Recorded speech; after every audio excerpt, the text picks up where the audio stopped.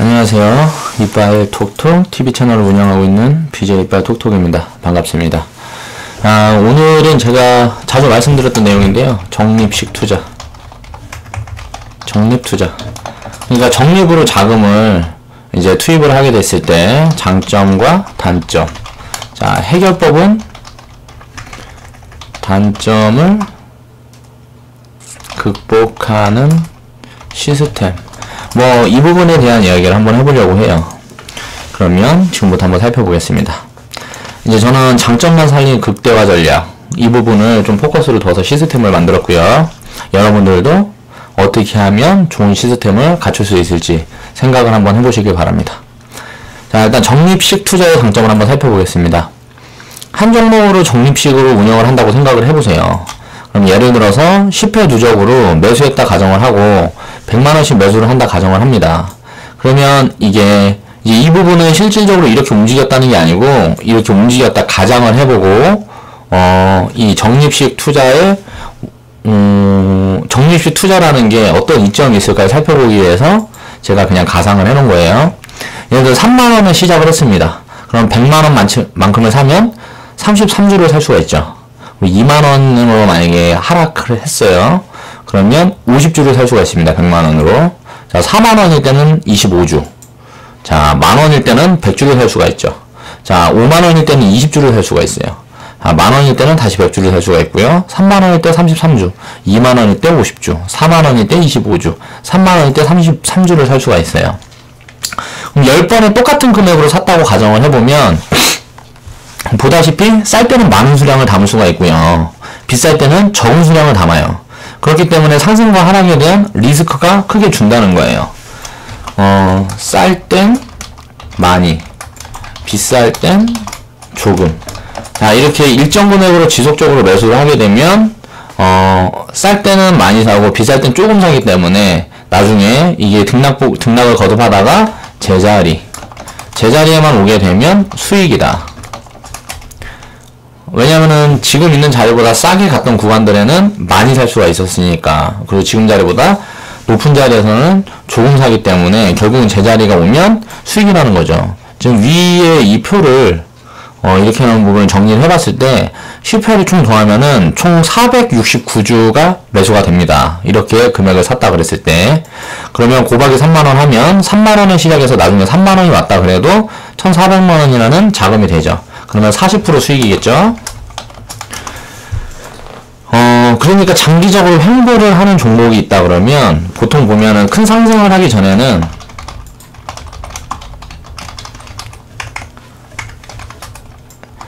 장기 횡보의 모습을 띈다. 자, 그렇기 때문에 저는 이제 트레이딩을 할 때 장기 횡보하는 구간, 그 구간이 어느 정도 이제 잡히게 되면 구간이라고 판단을 하고 이제 트레이딩을 하게 됩니다. 그렇게 하게 되면 이제 비중을 철저하게 많이 쪼개서 담기 때문에 항상 이렇게 샀다 팔았다 할 수가 있는 거죠. 그러니까 투입 시마다 변동폭이 이렇게 생기게 되고 등락폭을 거듭을 하다가 제자리로 돌아오게 되면 결국 수익이 가능하다. 비중에 대한 중요성을 확인할 수가 있다. 이 적립식 자금 운용에 대한 이해를 하면 비중을 나누어서 이렇게 운용을 하게 되면 상승과 하락을 반복하더라도 수익 구조를 만들어 갈 수가 있다. 이 부분에 포커스를 둬야 돼요. 그러니까 적립식으로 자금을 운용하게 됐을 때 적립식 지속적으로 매수만 하는 방식이 있을 거고요. 트레이딩 샀다 팔았다 하는 방법이 있을 거예요. 그럼 이런 부분을 어떻게 이렇게 입힐 수 있느냐, 이런 시스템에 어떻게 이거를 더해서 좋은 방면으로 성과를 낼 수 있는지를 고민을 해야 한다. 자, 적립식 투자는 그렇게 장점만 있는 게 아니에요. 단점도 있죠. 단점을 보면 근데 지속 상승, 계속 상승을 하는 자리예요. 이게 내려오질 않아. 그냥 계속 상승을 하고 있으면 적립식으로 담게 되면 어떻게 되겠어요? 지속 상승을 하는 종목 같은 경우는 적립식으로 담게 되면 점점 물량을 조금 살 수밖에 없어요. 가격이 높아지니까. 그럼 나중에 이제 매도 시점에 왔을 때 처음에 비중을 많이 담는 것보다 당연히 손해겠죠. 그렇기 때문에 수익률보다 지속 상승하는 종목의 경우는 수익률보다 수익성이 떨어진다는 데 있다. 지속 상승 종목은 적립식으로 투자를 했을 때 처음 비중보다 나중에 실은 비중이 수익률이 점점 감소한다. 이런 부분이 있겠죠. 그렇기 때문에 지속 상승 종목 같은 경우는 그냥 지속적으로 보유하는 게 유리하고, 이제 등락을 거듭하면서 같은 자리에서 크게 변동폭을 주지 않는 종목 같은 경우는 적립식으로 투자를 하는 게 유리하다. 이런 부분을 어떻게 알 수가 있느냐? 종목이 어떻게 움직이는지.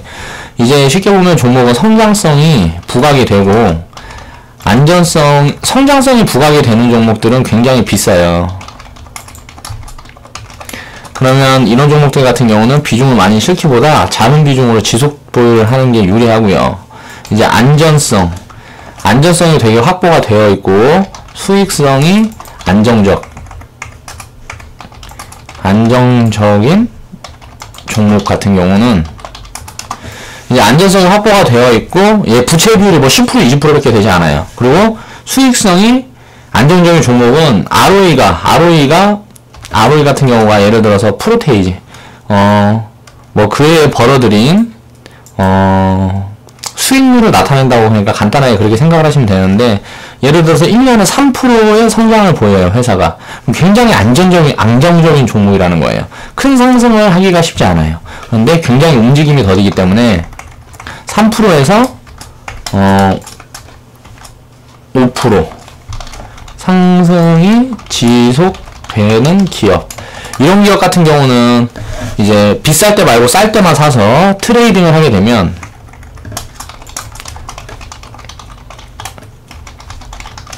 확률이 굉장히 높다.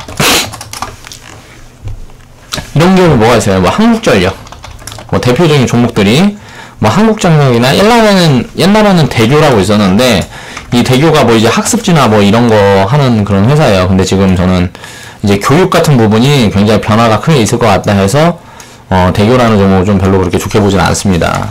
그러니까 은행주 같은 경우도 지금 국가 자체가 부채가 너무 많아서 그렇게 안정성이 확보된 종목이라고 생각을 하지 않고, 되게 안전한 종목 같은 경우는 이제 철강주. 이제 우리나라 같은 경우는 철강주가 부채 비율이 거의 없어요, 거의. 그리고 굉장히 싼 구간에 있기 때문에 이제 트레이딩을 하기는 철강주, 한국전력, 뭐 이런 회사들이 굉장히 좋다. 비중을 나눠서 매매를 하기는. 성장주 같은 경우에는 뭐가 있을까요? 바이오, 헬스케어, 그리고 또 뭐가 있을까? 4차 산업 관련, 뭐 3D 프린팅, 뭐 이런 부분에 관련된 기업들이 성장주겠죠. 두 번째 단점은 이제 회차가 진행될수록, 이제 적립식으로 자금을 투입하는 그 회차가 이제 길게 될수록 보유 자금이 커져요. 그러다 보니까 투입 자금이 별 의미가 없게 되는 거예요. 투입 자금의 비율이 지속 감소하기 때문에 갈수록 안전성이 떨어진다. 쉽게 말해 50회를 100만원씩 적립했다 생각을 해보자. 그러면 40회를 적립을 하게 되면 보유금이 4천만원인데 40일에 100만원을 투입하니 보유금에 비해서 자금 비율이 너무 작다. 예를 들어서 50회면 50회를 100만원씩 투자를 했다면 5천만원이에요. 근데 1회에 100만원이야. 그러면 거의 2%의 자금을 투입을 하는 거잖아요? 그쵸? 근데 이게 예를 들어서 5회 자금 투입을 했어요. 100만원. 그러면 이제 6회째 자금 투입을 할 때는 20% 전체 자금의 20%의 비중이 담긴다는 거예요. 그쵸? 그러면 이거는 자금 투입을 할 때 저는 그래서 5회 미만 이렇게 하는 게 유리하다, 이렇게 결론을 내려서 이 부분에 대한 시스템을 만들었다는 거예요. 그게 무슨 소리냐? 전체 계좌 비중의 5%를 이상을 한 종목에 담지 않는다. 그러니까 적립식으로 1%씩 예를 들어서 한 종목에 담아요. 그래서 5%가 채워지면 더 이상은 담지 않는다는 소리예요. 그렇게 하게 되면 이제 투입자금 비중이 이렇게 회차를 지속해서 예를 들어 50회, 60회 이렇게 계속 사모은다 그러면 이런 부분은 진짜 나중에는 별로 실효성이 없어요. 그렇기 때문에 계좌 비중의 5% 이내를 1%씩 담는다. 이렇게 해서 제가 시스템을 만든 거고요. 이런 원칙을 집어넣어서 시스템을 만든 겁니다. 그러니까 적립식 투자를 하면서 적립식 투자를 우리는 이제 투자를 할 때 입힌다 그러면 적립식으로 자금을 투입하는 걸 투자로 입힌다 그러면 간단하게 이야기를 하면 비중 관리 시스템을 만드는데 활용해라. 비중 관리를 어떻게 하는 게 효율적인가를 봤을 때 저는 이 부분을 가장 먼저 따졌어요. 그래서 그 부분에 대해서 어떻게 하는 게 효율적일까에 대한 고민을 굉장히 많이 해서 지금의 시스템을 가지게 된 거죠. 그러니까 이 정도 제가 지금 얘기를 하고 이런 이야기를 했으면 이제 스스로 창의력을 발휘해서 원칙을 만들어가고 시스템을 만드는 노력은 필요하다. 스스로 투자를 하기 위해서는. 근데 이제 누군가에게 자금 운용을 맡기고 그 사람을 판단하는, 내 자금을 운용해주는 사람을 판단하는데 내가 능력이 있다고 생각을 한다 그러면 사실 내가 이렇게 노력을 해서 하는 것보다 그 부분이 효율이 더 좋을 수가 있어요. 왜? 일이 많아지니까. 내가 투자의 비중을 어느 정도 두고 있는지, 또 내가 자산가인데 전업 투자를 한다 그러면 내가 직접적으로 자금 운용을 하는 게 낫겠죠. 그런데 무언가 하는 일이 있고 간접적으로 간접적인 투자, 직접적인 투자, 이 부분에 대한 고민도 해봐야 된다는 거예요. 내가 직접적으로 운용을 하면서 투자를 할 것인지 간접적으로 운용을 하면서 투자를 할 것인지. 그럼 간접 투자의 경우에는 어떤 시스템이 있어야 될까요? 제대로 투자를 이해하고 있는 기업이나 사람에게 자금 운용을 투자를 해야겠죠. 이런 부분에 포커스를 둬야 되고, 직접적인 운용을 하려면 직접적인 투자를 진행하려면 끊임없이 공부하고 노력해야 한다. 이제 이런 부분들이 돼야 직접적으로 투자를 할 건지 내가 간접적으로 투자를 할 건지 그 부분에 대한 것도 우리는 고민을 해봐야 된다. 저는 좀 간접적으로 투자하는 걸 좋아해요. 네. 이거를 또 이제 거기서 또 세분화를 해보면 직접 투자를 하려고 하면 내가 사업을 직접 운영을 해야 돼요. 근데 간접 투자를 하게 되면 주식을 사면 되죠. 그 회사의 그 기업을 그 CEO, 그 회사가 운영을 하니까, 그 CEO가 운영을 하게 되니까 그 사람에 대한 걸 보고 이제 투자를 한다고 볼 수가 있습니다. 그 사람의 운영 철학이라든가 이런 부분을 신뢰를 하고 그렇게 해서 만들어간 기업의 데이터를 가지고 투자를 하는 거죠. 그래서 주식은 간접 투자다. 직접적인 투자는 직접 사업을 하는 거. 이 부분에서 이제 더 포괄적으로 가게 되면 또 달라지고, 또 이제 이걸 더 세분화해서 더 작게 들어가면 또 달라지겠죠. 이런 부분들까지 체크를 해봐야 된다. 일단 사람들이 공짜를 너무 좋아해요. 그렇잖아요. 저도 이제 유튜브 처음에 이제 운영을 하면서 광고 받으려니까 광고 받으려고 또 뭐라 해요. 제가 이 영상을 이렇게 시간을 들여서 만들고 내가 가진 지식과 이런 부분들을 나눈다 그러면 나는 당연히 대가를 받아야 된다고 생각을 합니다. 그리고 누군가 나에게 이런 도움을 준다 그러면 나도 당연히 그 대가를 지불을 해야 된다고 생각을 하고요. 그런데 사람들은 공짜로 뭘 알려준다 그러면 굉장히 좋은 사람이고요. 무언가를 베푼다 그러면 또 좋은 사람이야. 근데 대가를 취하는 부분에 대해서는 굉장히 인색하다. 이런 사람들이 많아요. 근데 이런 사람들은 내가 대가를 지불하는데 인색한 사람들은 절대 성공을 하지 못합니다. 저는 본 적이 없어요. 그렇게 하면서 성공한 사람은. 우리들은 주변에서도 보면 짠돌이, 자, 짠돌이들은 좋아하지 않아요. 사람들이 짠돌이들을 좋아하는 경우는 본 적이 없어요. 보통 보면 남자들도 의리가 있고 뭐하고 하는 사람들은 보통 다 대범해요. 그리고 남들이 이렇게 해갖고 얘기하고 좋아하고 뭐하고 하는 사람들 보면 잘 써. 뭐를 잘 쓴다? 돈을. 돈을 잘 쓰는 사람들은 굉장히 의리가 있어 보여. 왜? 밥도 사주고 뭐하고 힘들다 그러면 와서 등도 토닥여주고 그런 것들도 다 여유가 있어야 할 수 있는 행동들이다. 뭐 부모가 힘들 때 예를 들어서 누가 아파. 그런데 병원비를 보태줬어. 그러면 그 사람은 나한테 은인이 됩니다. 근데 이런 것도 돈이 있어야 해줄 수 있는 거죠. 그러니까 자산가들은 마음을 좀 안 좋게 쓰고 있는 자산가들도 굉장히 많아요. 그런데 그런 사람들은 뭐 그런 사람들이 처음부터 또 그러지는 않았을 거라고 생각해요. 세상이 이기적이다 보니까 그래요. 그렇다. 그러니까 세상이 좀 베풀 수 있는, 좀 배려하는 마음들이 많은 사람들이 대부분 선이냐. 이기적인 사람들이 점점 더 많은 걸 취하게 돼요. 그렇다 보니까 세상이 거꾸로 가는 거예요. 알아야 돼요. 경제라는 부분에 대해서 우리가 좋은 사람들이 많이 알아야 되고, 서민들이 인식을 제대로 해야 한다. 그렇게 해서 자산가 돼서 지금 이제 자산가들이 힘이 있고 또 항상 좋은 사람이 되는 그런 자산가들이 되어서 좀 사회가 어떻게 조금씩이라도 변화하는 모습을 나 죽기 전에는 확인을 하고 죽었으면 좋겠다. 이런 또 오늘 강의 내용과는 상관이 없는 이야기를 또 해봤죠. 그러니까 너무 좀 대가 없이 뭔가를 바라고 막 그러게 하지 마세요. 공짜 좋아하고.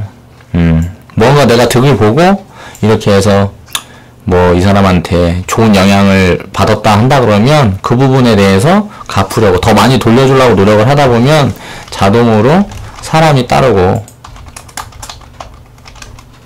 성장하더라. 그릇이라는 부분에 이것도 어느 정도 많이 작용을 하는 게 아닌가 그런 생각을 해봅니다. 자본주의 사회에서 어떤 시스템이 지속적으로 성장 동력을 확보하기 위해선 자본의 성장이 반드시 필요하다. 세상이 돈으로 움직이고 있어요. 무슨 일을 해도 돈 한다 그래도 돈 한다 그래서 되게 안 좋게 생각하는 사람들이 많이 있는데 저는 그랬어요. 나랑 생각이 다른 사람들은 철저히 배척을 하고 간다. 왜냐하면 관점이 너무 다르고 생각의 차이가 좁혀지지 않는 사람들과의 소통은 고통이다. 그러니까 관점이 너무 다르고 내가 생각하고 뭐하고 하는 부분에 대해서 너무 차이가 있다 그러면 그 의견을 좁히기 위해서 하는 노력은 굉장히 고통이에요. 그거는 진짜 가족들끼리만 해야 되는 거예요. 가족들끼리도 생각이 많이 다를 수 있으니까.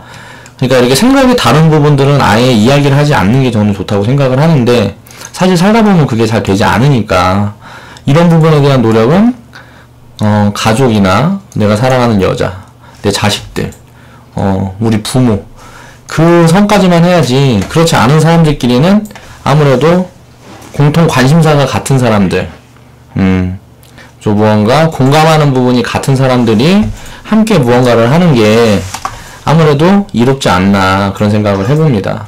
지금도 보면 박근혜, 예를 들어서 이번에 박근혜 사태만 봐도 촛불 집회가 있고 태극기 집회가 있어요. 양쪽이 생각이 다르고 충돌이 일어나고 이 부분에 대해서 어떤 게 좋다, 잘못됐다, 아니다 이런 걸 판단할 수는 없다는 소리예요.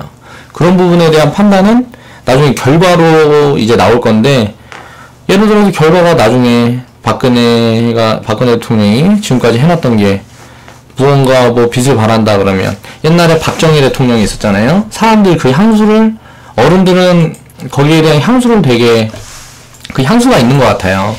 근데 정치는 잘하고 사람들한테 이런 부분을 많이 줬어도 잘못된 부분도 있었단 말이에요. 독재 박정희 대통령. 자, 독재를 하려고 그러고 독재를 하고 이제 비판, 자 독재, 공감, 뭐라 그래, 정치적인 성과, 뭐 이런 부분이 있었기 때문에 박정희 대통령에 대한, 지금 우리가 사는 게 박정희 대통령이 그때 그렇게 우리나라를 이끌어서 지금 이런 상황이 온 거다라고 생각하는 사람들이 많이 있는데, 이거는 결과론적이라는 거예요. 그 당시에 독재를 했다는 이 잘못된 부분은 당연히 비판을 하고 가야 되는 거고, 이 부분을 갖춘 만큼 장점이 크게 드러났기 때문에 박정희 대통령은 좋은 이야기를 많이 듣는다는 거죠. 그러니까 이런 부분들을 생각을 해봐야 되지 않나, 사람들이. 그런 생각을 해봅니다. 저 같은 경우는 일단 무언가 움직임을 내기 위해서는 자본주의 사회 내에서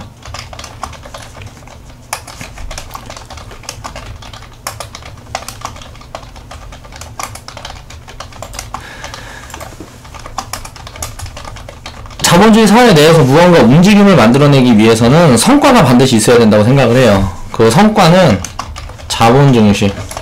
그러니까 무언가 사업을 한다든가 무슨 단체를 움직인다 그러면 여기에 지속적으로 자본이 증식되고 이런 부분들이 데이터로 확보가 돼야 그게 힘을 얻어요. 그렇기 때문에 공짜를 좋아하지 말자. 공짜를 너무 좋아하게 되면 이런 큰 부분을 놓칠 수가 있다. 그런 이야기를 해보고 싶었어요. 그래야지 이제 인간적으로도 사회적으로도 성공을 거머쥘 수가 있다. 근데 또 베푸는 것도 너무 베풀기만 하면 안 되겠죠. 내 것을 먼저 잘 챙기고 그 후에 남는 것을 베풀어야죠. 이제 저 같은 경우도 내 거를 챙기지 못하고 다 베푼 적이 많아요. 그러다 보니까 과거에 그렇게 기회가 많이 있었는데도 지금에서야 이제 그릇이 조금 다져진 거죠. 그런데 내 걸 먼저 챙겨놓고 그 후에 남은 것을 베풀려고 하면 어떻게 해야 되겠어요? 서민들은 할 수가 없다. 자산가가 되어야 할 수 있는 것들이다. 서민은 너무 힘들어요. 그냥 사는 것만도. 당장 일단 일을 해야 살잖아. 일을 하지 않으면 먹고 살 수가 없고요. 입을 수가 없고 아무것도 할 수가 없어요. 그러니까 일을 하지 않고 살 수 있을 정도가 돼야 남들한테 사임을 하나도 드리지 않고 베풀 수가 있다. 그러니까 그렇게 되기 위해서 우리는 노력을 해야 되고, 그 노력의 일부는 투자가 되어야 한다. 가진 게 없기 때문에 자산가가 되기 위해서 우리는 투자는 필수다.